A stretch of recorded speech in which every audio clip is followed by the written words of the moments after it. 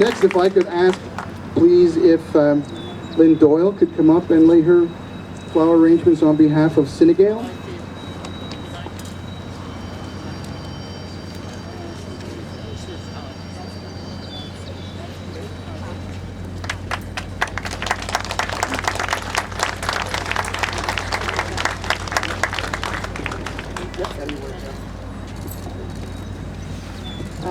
First, thank you to Victor and the AOH for organizing this event.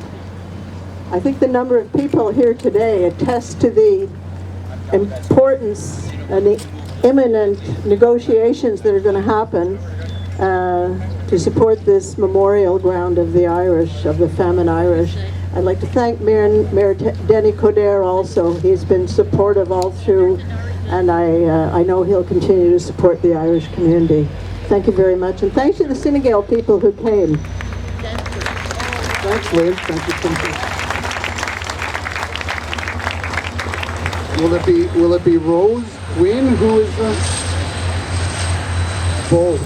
Okay, so if Rose can come up. The current and the future. From Innisfail. I know everyone so well, I'm expecting everyone to know who they are. And then also, of course, Anne Broden. Yeah. Who's going to say a few words? Tálan an sar bed adshid an labrasha. Garmina mahagat gak dina taimish. Thank you all for coming. It's a pleasure to be here to say, on behalf of Innisfail, we are proud to be here. I've done this for years since I came over, and like Paul, I didn't have the rough passage that these people who are buried here have had, but I very much appreciate what they have done to give us the life that we have today. Thank you. Thanks, Anne, and thank you, Rose.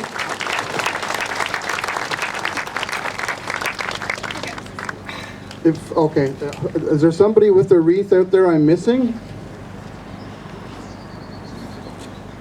No? That's right. Yep. But Tony's not here, right, Tim? Yes, please. Yes, absolutely.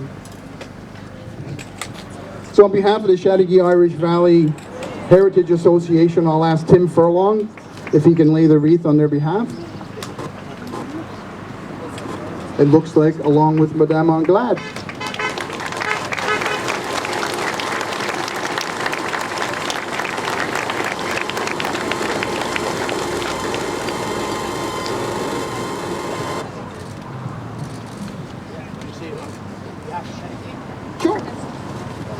On behalf of Tony Keenan from Chateauguay, I'm a past Grand Marshal of the parade in Chateauguay, so a little bit of appropriate. Thank you, Victor, for AOH organizing this. I didn't say that before. On behalf of the Aaron Sports also, thank you. And once again, thanks everybody for coming. Thanks again. For those people who aren't familiar with the Irish community, all the people that I'm inviting up to lay a wreath are pretty much my family. I see them at every function. I argue with them at almost every chance I get. We all have differences of opinions, but we do all share one very important aspect, and that's we're all Irish and we all believe in what it is we're doing. And everyone should understand that and appreciate all the hard work that all these Irish societies do throughout the year. It's not just during March when everybody is Irish because of St. Patrick's Day. It's a non-stop effort that goes 12 months a year, often behind the scenes, often with little or no recognition, but let me tell you, when something needs to be done, they're standing right there. So I'd like to show my appreciation to all of them. Thank you again.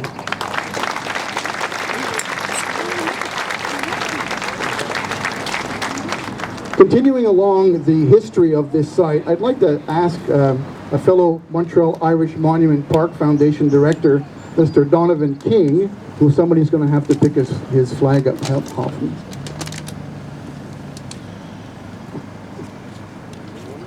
There, Fergus, thank you. Now, I took Donovan's Irish tour yesterday.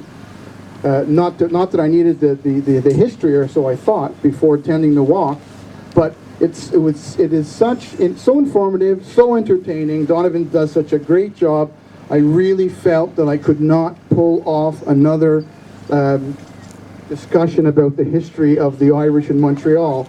So I'm going to give it to Donovan, who has a very unique way of just focusing on the important points, and I'm sure everybody, even those who know the story, will still hear parts that are very intriguing. Thanks, Donovan. Thank you, Victor. So good afternoon, ladies and gentlemen, and thank you once again for coming out to the walk to the Stone today. My name is Donovan King, and I lead Irish walking tours here in the city, and I also work with my brother, Dr. Jason King, who's in Dublin City, Ireland. He's the foremost leading expert in the world on the Canadian experience in regards to the Irish famine. And today in Ireland, they're actually going on a 6-day famine walk from the Strokestown estate, which was one of the estates that was the worst affected by the famine. Over 1,000 people were evicted from this estate. They were forced to walk overland for 6 days to Dublin, and then they were put on ships to Liverpool, and then the coffin ships across the Atlantic Ocean. And so in Ireland, they're doing the same thing that we're doing here today. This is becoming more and more common to commemorate the Irish famine throughout the world. Now, from Liverpool on those coffin ships, these were ships that were never intended to transport human beings. These were Canadian lumber ships for the most part. And usually they bring ballast on the way back across the Atlantic, which is filled in the bottom of the ships, like stones to keep them upright. But in this case, they would take on these Irish emigrants who were already starving from the famine. And of course, they were crammed below decks. The food wasn't nutritious enough. There wasn't even enough water for anything except drinking. So you couldn't wash yourself if you were on board one of these coffin ships. Now, this proved the perfect breeding ground for a disease called ship's fever, or typhus, which is spread by the Rickettsi bacteria. It's spread through lice, insects biting people, and that type of thing. And after a 10-day incubation period, if a person contracted typhus, they would become very sick. They would feel headaches, dull pains, and eventually, if the complications developed, in about a third of cases, they would develop a delirium and then a deep stupor. Their skin would turn black, and at that point, they would die. Now, during the crossing, thousands of these people were tossed overboard into the ocean, those who died at sea. And those who arrived upriver here in the St. Lawrence River, they were stopped at Grosse Ile, where they have a quarantine station. The quarantine station was unable to stop the spread of this disease, despite teams of doctors. 5,000 people were buried there, but the disease did move upriver that summer to Montreal. And in the month of June, that's when the first ships began to arrive.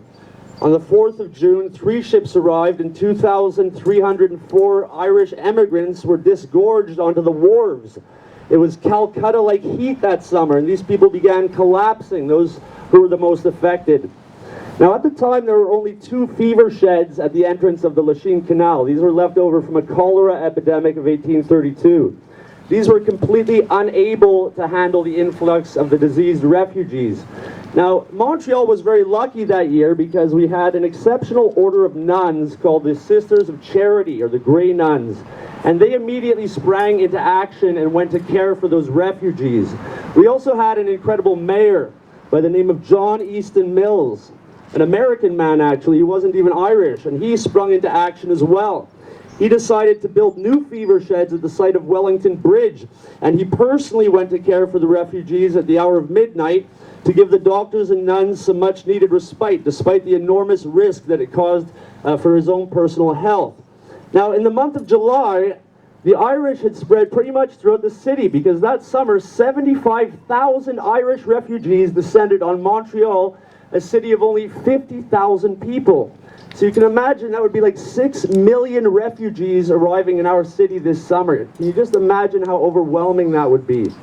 Well, unfortunately, come the month of July, the citizens were starting to get upset about this because the typhus was spreading through the entire city.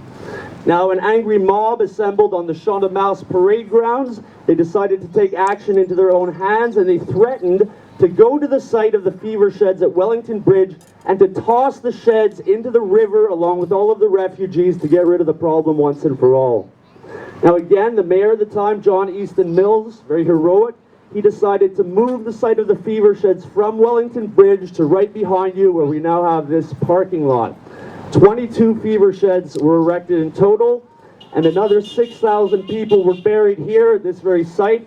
There's also burial sites that most people are unaware of, one over at Wellington Basin and the other one at the entrance of the Lachine Canal. There's also bodies buried along the length of the canal.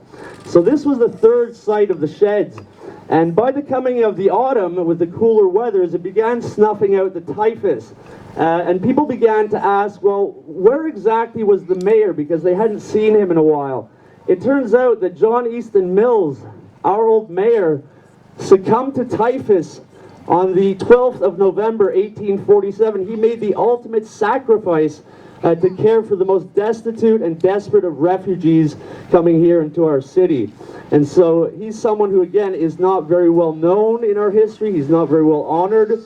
And so he's someone we definitely want to pay a lot of homage and respect to as well, along with all of the Irish here, along with the 3 orders of nuns who went to their aid, the Sisters of Charity, the religious hospitalers of the St. Joseph, and of course the Sisters of Providence as well. And so there we have it, ladies and gentlemen, a little bit of history behind the site where we're now standing today. So I thank you once again for coming out, and I do encourage those who are going to be involved in the upcoming discussions about this memorial park. So I encourage you to remember this incredible story and to really provide an exceptional setting because Montreal really is the last city in the world without a proper commemoration to the Irish, despite the fact this was the first monument ever, and it's also the largest burial ground outside of Ireland from the famine. So thank you, ladies and gentlemen. Thank you, Donovan.